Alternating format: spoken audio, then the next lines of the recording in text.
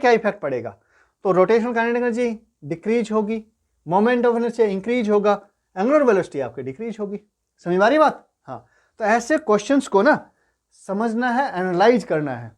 ज़्यादातर बच्चे क्या करते हैं कि बस क्वेश्चन को अगर हमने पढ़ा हुआ है तो ठीक है, नहीं पढ़ा हुआ तो छोड़ दो, है ना, उसमें दिमाग नहीं लगाना।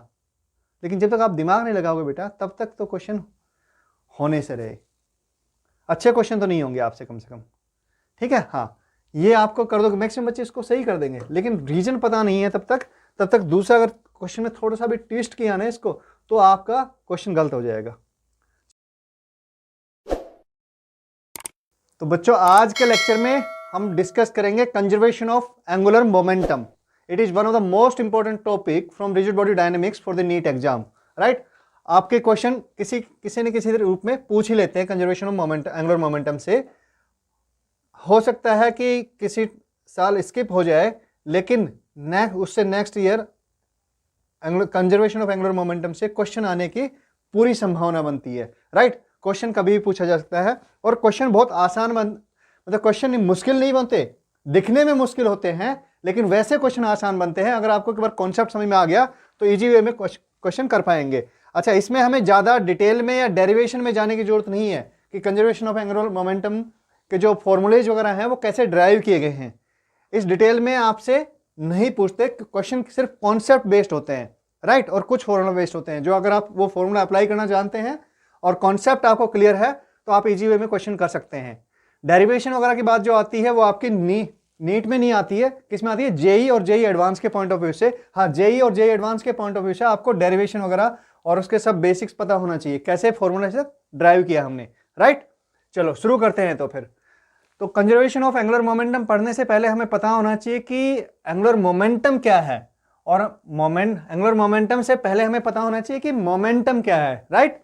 अगर मोमेंटम की जो बात करते हैं हम, तो यानी कि कोई भी पार्टिकल है ना, या फिर कोई बॉडी है, और जनरली हमने मतलब क्या पढ़ा था? पार्टिकल लिया था ना, राइट।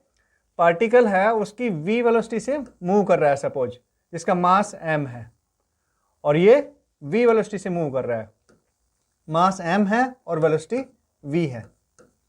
अब मुझे बताओ, और ये आपका x एक्सिस है और ये y एक्सिस है, राइट। मैंने ड्रॉ कर दिया, एक्सिस भी ड्रॉ कर दिए। तो इसके मोमेंटम क्या होगा?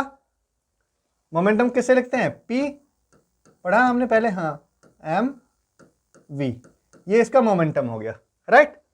अब बात आती है कि मोमेंटम, ये हमारा ट्रांसलेशनल मोशन की जब तक बात कर रहे हैं हम, तब तक मोमेंटम आपका ठीक है, राइट। अच्छा, अब अगर बात करते हैं हम किसकी? रोटेशनल मोशन की, है ना। रोटेशनल मोशन की अगर बात करते हैं तो ये तो कहोगे सर आप इसके, लेकिन ये मतलब सीधा पार्टिकल तो ऐसे मूव कर रहा है, राइट। लेकिन अगर हम बात करते हैं कि इस पॉइंट के रिस्पेक्ट में, ओरिजिन के रिस्पेक्ट में, या दूसरे पार्टिकल, देखो ये इसकी वेलोसिटी यहाँ, इसके बाद में यहाँ पर है, फिर इसके ये ऐसे रोटेट हुआ, ये ऐसे ना, उसके बाद में ऐसे रोटेट हुआ, फिर ये इस तरह से रोटेट, मतलब रोटेशन इनिशियली कहाँ पे? इधर था, उसके बाद में ऐसे थे लोकेशन इसकी, तो ऐसे रोटेट कर रहा है ये इस तरह से, इस पॉइंट के रिस्पेक्ट में, ठीक है। तो रोटेशनल मोशन का रोल जहां पे शुरू होता है वहां पर क्या आएगा? चीजें चेंज हो जाती है। मोमेंटम की जगह आपका एंगुलर मोमेंटम आ गया, इतना ही समझना है आपको, ज्यादा नहीं समझना। क्या? मोमेंटम की जगह आपका एंगुलर मोमेंटम आ गया, so it is written by L. और मैंने एरो क्यों लगाया है? क्योंकि ये वेक्टर क्वांटिटी है। मोमेंटम कैसी क्वांटिटी है? वेक्टर क्वांटिटी है। एम को किससे रिप्लेस करते हैं? एम का काम क्या करता है रोटेशनल मोशन में? इनर्शिया करता है, आई से, वेरी गुड। और वी को एंगुलर वेलोसिटी से, ओमेगा। सो ये आपकी जो इक्वेशन ट्रांसलेशनल मोशन में थी, वो रोटेशनल मोशन के केस में क्या बन जाती है? Angular momentum is equal to, momentum is equal to m v and angular momentum is equal to I omega. लेकिन ये इसके केस में नहीं है, आपके किसके केस में है? ये रिजिड बॉडी, मतलब कोई बॉडी के केस में है। बॉडी कैसे? यहां पे हमने पार्टिकल लिया था, लेकिन यहां पर ये इक्वेशन आपकी रिजिड बॉडी के लिए भी वैलिड है, राइट। इसके लिए भी वैलिड होगी, पार्टिकल के लिए भी, हाँ बिल्कुल इसके लिए भी वैलिड होगी, ठीक है। हाँ, देखते हैं कैसे।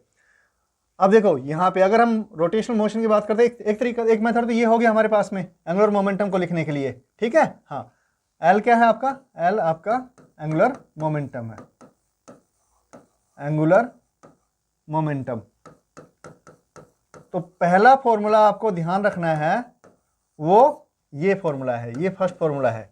इसके साथ में एंगुलर मोमेंटम को और कैसे लिखा जा सकता है, अगर हम बात करें कि इस पॉइंट के रेस्पेक्ट में इसका एंगुलर मोमेंटम देखना है इस पार्टिकल का, right.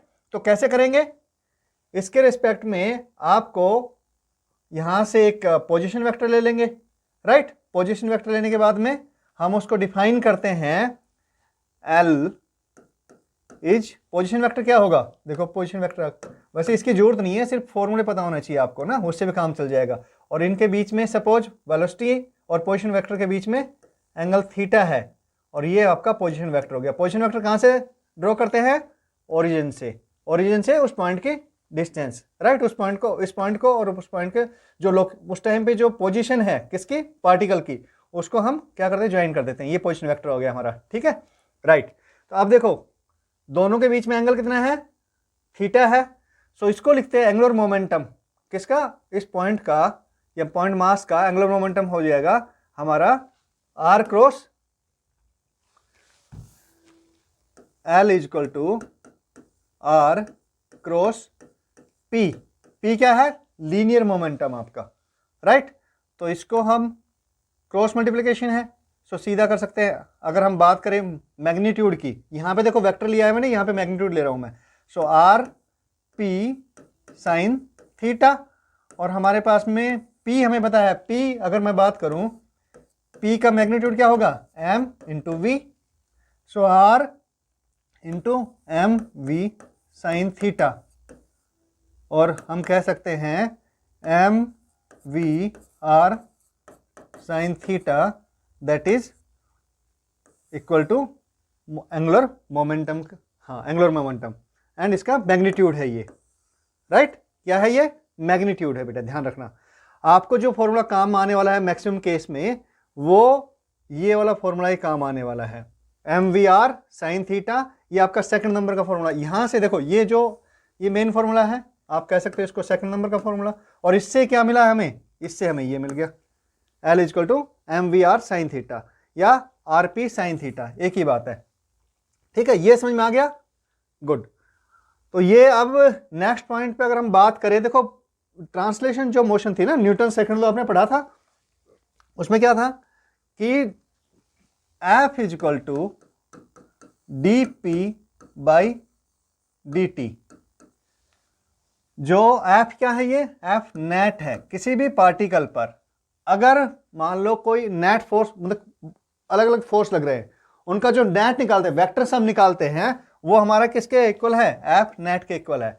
Then rate of change of momentum will be equal to F net. ये हमारा न्यूटन सेकंड लॉ है, राइट। Dp by d t is equal to F net. Clear है, वेरी गुड। अब यहां पे देखो एंगुलर मोमेंटम के केस में ये इक्वेशन जो है कैसे कन्वर्ट होती है, कैसे होगी, हमें पता कि जो फोर्स का जो काम होता है ट्रांसलेशन मोशन में, वही रोटेशनल मोशन में काम होता है किसका, टॉर्क का, किसका, टॉर्क का। सो टाउ, टॉर्क को लिखते हैं हम टाउ से, इक्वल टू मोमेंटम, है ना, मोमेंटम है ना, हाँ मोमेंट।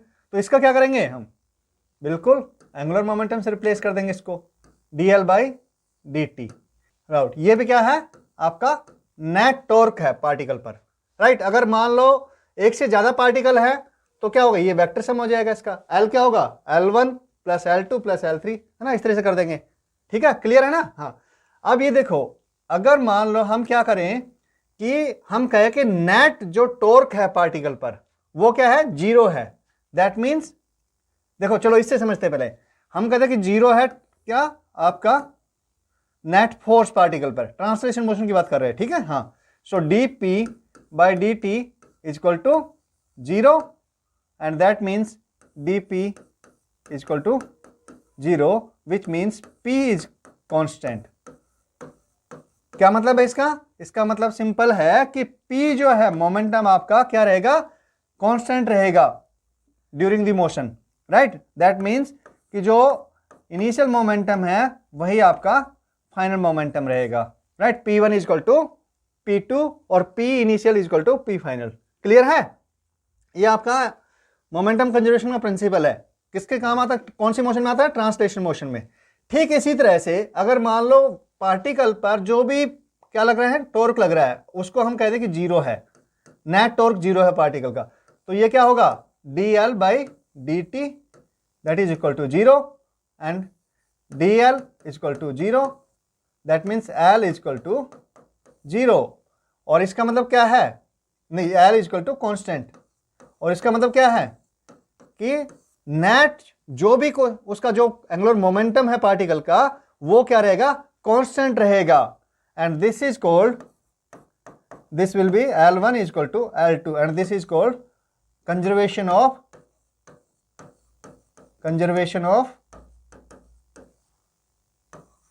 Angular momentum.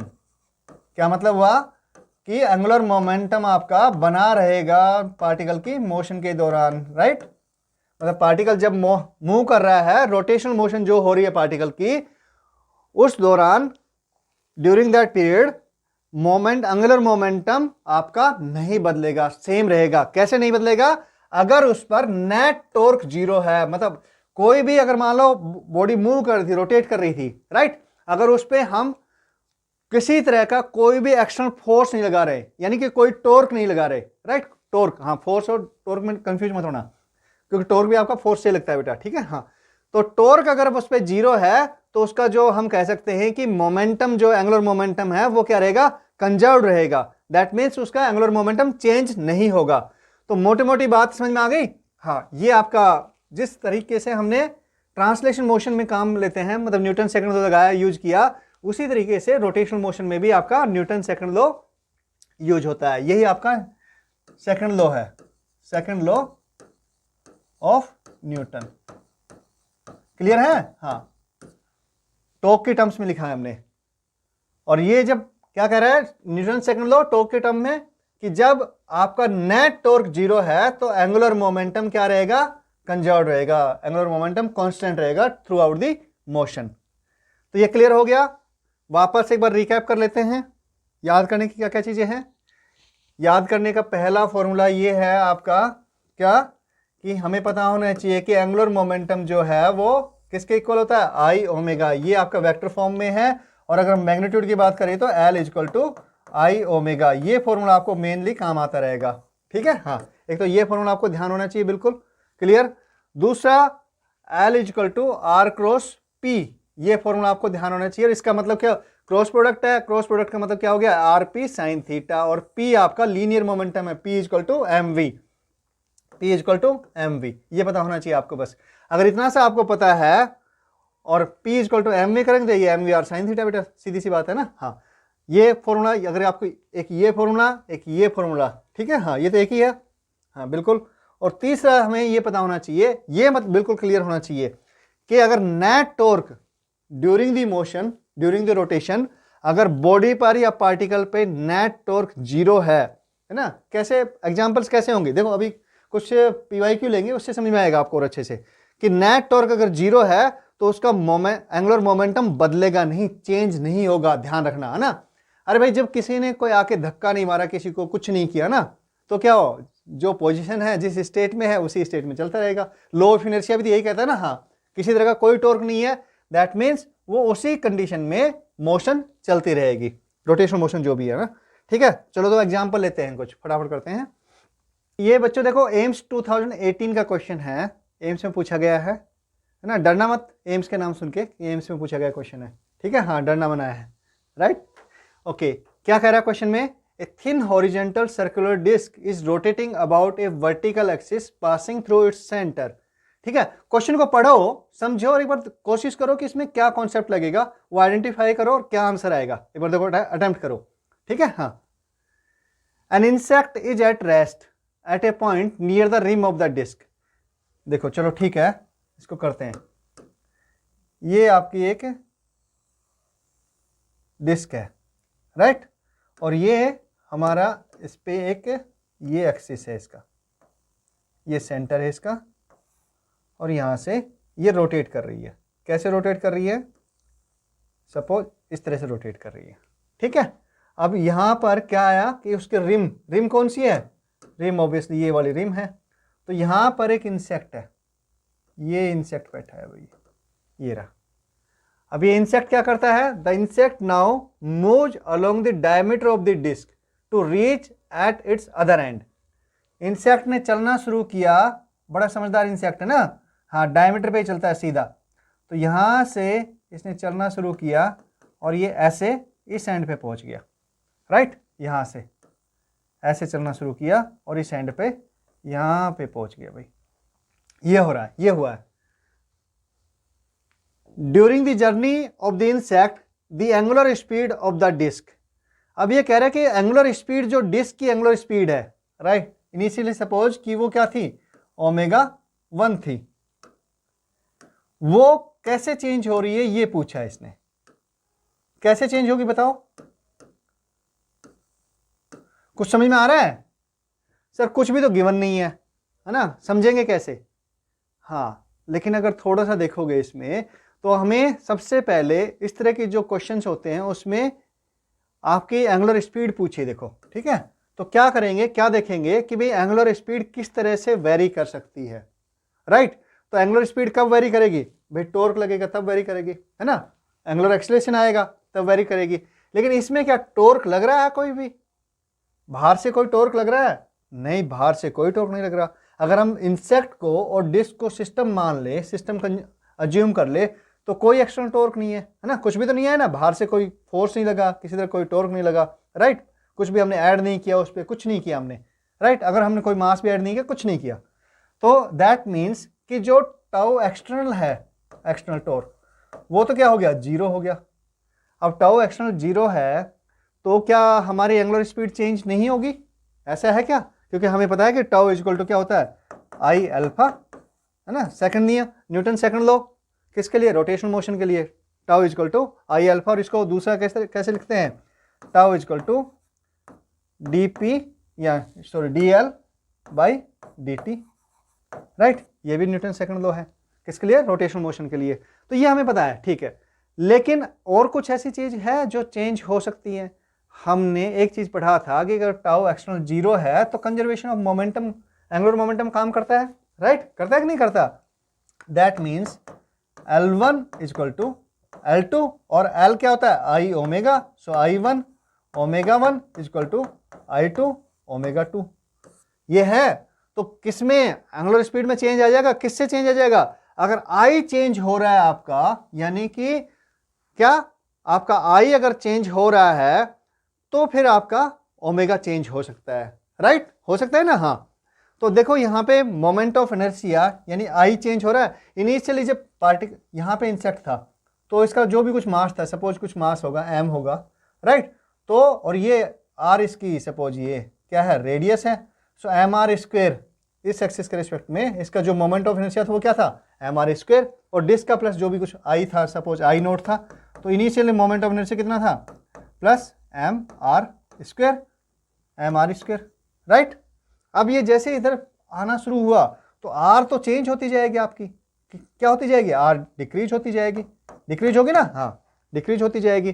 तो जैसे जैसे इधर आएगा और जब सेंटर पे हो जाएगा तो ये जीरो हो जाएगा, यानी कि आई क्या हो रहा है, जब तक यहाँ से सपोज ये पॉइंट ए है और ये सेंटर आपका ओ है और ये पॉइंट बी है, राइट, तो ओ से ए क्या होगा, आई क्या होगा, आई डिक्रीज हो रहा है सर, आई तो डिक्रीज हो रहा है, राइट। अब ओ के बाद में क्या हो रहा है, देखो यहां से ओ के बाद में इधर चलना शुरू कर दिया इंसेक्ट ने, तो क्या होगा, आई इंक्रीज होना शुरू हो जाएगा, क्योंकि अब यहाँ पे जब आएगा तो ये आर बन गई, जब यहाँ पे पहुंचेगा तो ये आर बन गई, है ना, एम आर स्क्वायर, ये वाली टर्म फिर अगेन क्या हो जाएगी, बढ़नी शुरू हो जाएगी, यानी कि ए से, और जब बी जाए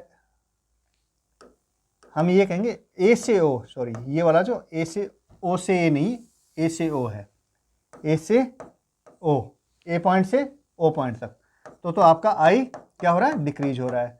और जब ओ से बी जा रहा है इंसेक्ट तब आई क्या कर रहा है, इंक्रीज हो रहा है। और जब आई डिक्रीज हो रहा है दैट मीन्स क्या होगा, आपका इनिशियल कुछ था आई और ये कम हो गया, दैट मीन्स क्या हो गया, जब ये कम हो गया तो ये इंक्रीज कर जाएगा, ओमेगा, है ना, ओमेगा इंक्रीज कर जाएगा कि नहीं कर जाएगा, सो दैट की कांस्टेंट रहना ना, हाँ। तो बेटा आई वैसे भी पता है ना, आई ओमेगा है आपका एल, तो एक बढ़ेगा तो दूसरा कम होना पड़ेगा, क्योंकि एल को तो कांस्टेंट रहना है, राइट। तो जैसे ये कम हुआ तो ये बढ़ गया। दैट मीन्स जब यहाँ से ए से ओ तक जाएगा तो आपकी फर्स्ट क्या होगी, इंक्रीज होगी एंगुलर वेलोसिटी, बिल्कुल एंगुलर स्पीड इंक्रीज होगी। कंटिन्यूसली डिक्रीज नहीं, गलत बात है, कंटिन्यूसली इंक्रीज, यहां तक इंक्रीज होगी बिल्कुल जब तक यहाँ पे सेंटर पे पहुंचेगा। First increase and then decrease, ये बात सही कह रहा है।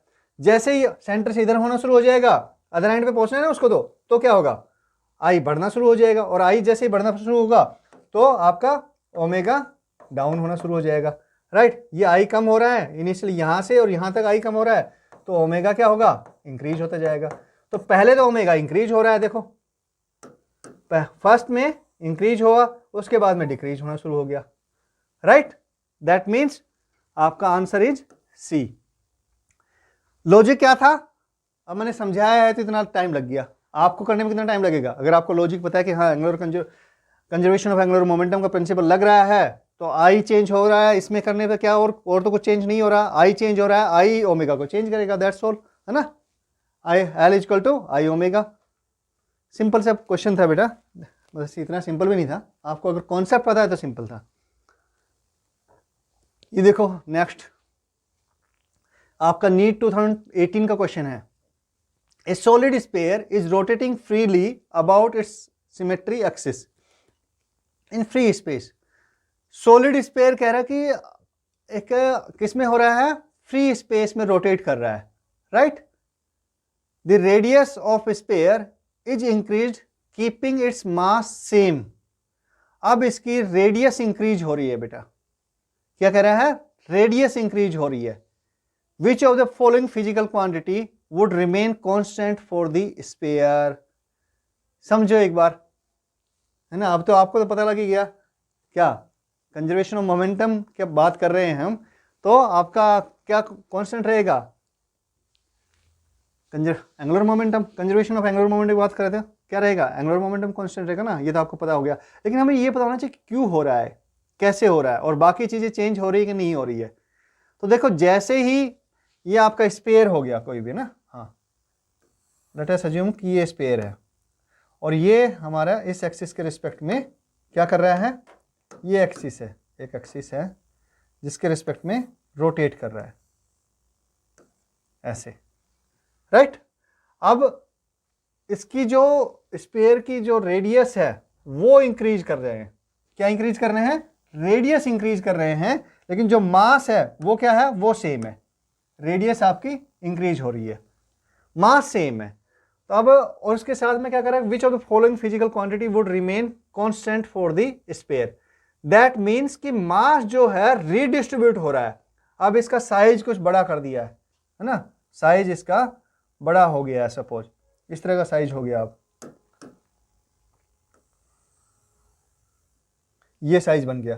तो हुआ क्या है बेसिकली भैया, कुछ नहीं, इसका जो मास रीडिस्ट्रीब्यूट हुआ है, और अगर मास रीडिस्ट्रीब्यूट होता है दैट मीन्स क्या हो रहा है, उसका आई चेंज हो रहा है, क्योंकि आई जो डिपेंड करता है वो मास पर और डिस्ट्रीब्यूशन ऑफ मास किसके रिस्पेक्ट में, डिस्ट्रीब्यूशन ऑफ मास किसके रिस्पेक्ट में बात करेंगे, उसके रोटेशनल एक्सिस के रिस्पेक्ट में डिस्ट्रीब्यूशन ऑफ मास।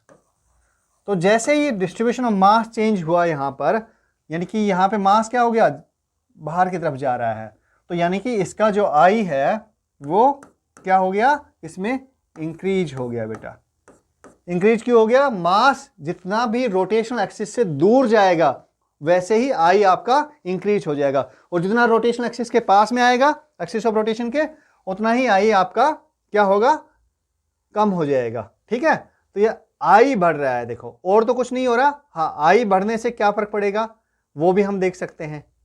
तो देखो रोटेशनल काइनेटिक एनर्जी आई बढ़ने से हमारा, हमें पता है क्योंकि और कोई एक्सटर्नल टॉर्क कुछ भी काम नहीं कर रहा, टाउ एक्सटर्नल क्या है, जीरो है, कुछ भी नहीं काम कर रहा ना, कोई फोर्स नहीं लगाया हमने किसी तरह से भी कुछ भी। दैट मीन्स कि एल आपका कांस्टेंट रहेगा, एल कांस्टेंट रहेगा ना, हाँ। और अगर एल कांस्टेंट रहेगा आपका और आई इंक्रीज हो रहा है तो ओमेगा क्या होगा, डिक्रीज होगा। ओमेगा डिक्रीज हो रहा है ना, हाँ। ओमेगा डिक्रीज होने का मतलब क्या है कि ये बात कर rotational kinetic energy, rotational kinetic energy कितनी होती है, हाफ आई ओमेगा स्क्वायर। जब आपका आई तो इंक्रीज हो रहा है, तो ये टर्म तो इंक्रीज हो रही है, लेकिन ये डिक्रीज हो रही है। ठीक है, अब ये किस में है, इसकी पावर 1 है, इसकी पावर 2 है, दैट मीन्स उसकी काइनेटिक एनर्जी क्या होगी, चेंज होगी, बिल्कुल चेंज रहेगी, कांस्टेंट तो नहीं रह सकती। क्या होगी, ये डिक्रीज हो तो हो सकता है ये डिक्रीज होगी, डिक्रीज ही होगी ऑब्वियसली, ये स्क्वायर में है, ये आपका एक पावर है इसकी आई की, तो ये तो डिक्रीज हो जाएगी आपकी, right. Moment of inertia increase हो रहा है, कांस्टेंट नहीं है ये भी, राइट। एंगुलर वेलोसिटी डिक्रीज हो रही है। एंगुलर मोमेंटम, हाँ ये कांस्टेंट है, ये कांस्टेंट है। ठीक है, हाँ आपको आंसर पता रहेगा, सीधा देख सकते हो, समझ में आ जाएगा, लेकिन हमें पता होना चाहिए कि ये क्यों नहीं, बाकी आंसर क्यों नहीं है ना, इन पे क्या इफेक्ट पड़ेगा। तो रोटेशनल काइनेटिक एनर्जी डिक्रीज होगी, मोमेंट ऑफ इनर्शिया इंक्रीज होगा, एंगुलर वेलोसिटी आपकी डिक्रीज होगी। समझ में आ रही बात। हाँ, तो ऐसे क्वेश्चंस को ना समझना है, एनालाइज करना है। ज़्यादातर बच्चे क्या करते हैं कि बस क्वेश्चन को अगर हमने पढ़ा हुआ है तो ठीक है, नहीं पढ़ा हुआ तो छोड़ दो, है ना, उसमें दिमाग नहीं लगाना। लेकिन जब तक आप दिमाग नहीं लगाओगे बेटा, तब तक तो क्वेश्चन होने से रहे, अच्छे क्वेश्चन तो नहीं होंगे आपसे कम से कम।